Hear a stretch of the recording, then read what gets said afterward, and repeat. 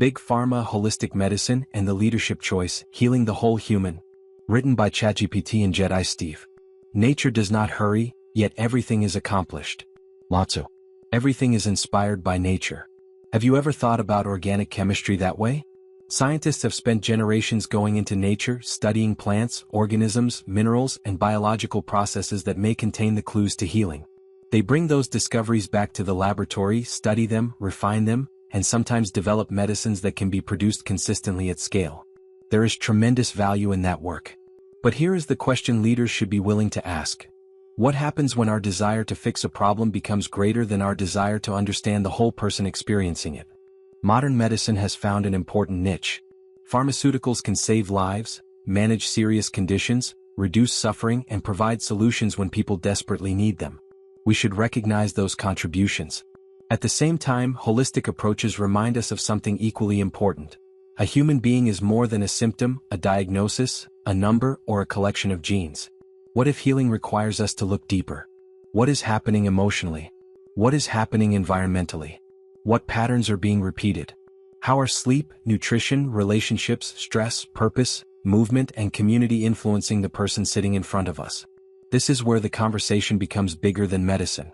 It becomes leadership. Every organization has a culture. And every culture has symptoms. Low trust is a symptom. Burnout is a symptom. High turnover is a symptom. Poor communication is a symptom. Disengagement is a symptom. So what happens when leaders treat those symptoms without addressing the conditions creating them? We may temporarily improve the numbers while the deeper problem continues underneath. Imagine a leader who does not simply ask, "How do we fix this?" Imagine asking, "What is this situation trying to teach us?" That question changes the energy of a room. It moves us from blame toward responsibility. It moves us from fear toward curiosity. It moves us from control toward conscious participation. And perhaps most importantly, it reminds us that people are not problems to be solved. They are human beings capable of awareness, growth, accountability, and transformation.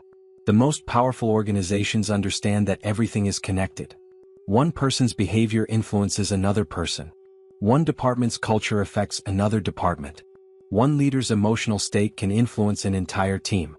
So ask yourself, what am I contributing to the culture I say I want to change? That question requires courage. It is easy to blame genetics, circumstances, the economy, employees, executives, competitors, or the system. Sometimes those factors genuinely matter.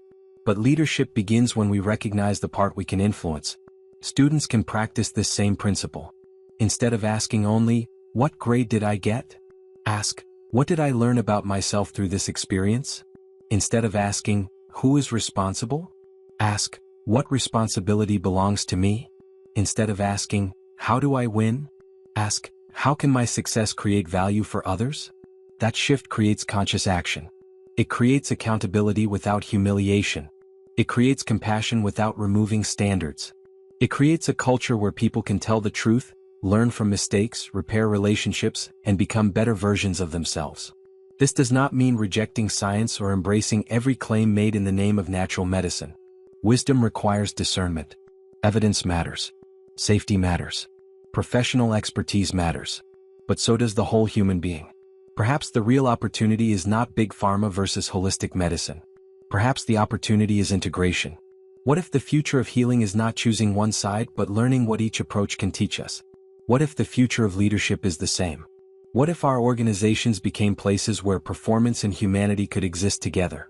Where accountability and compassion strengthened each other? Where people were challenged to grow while knowing they were valued?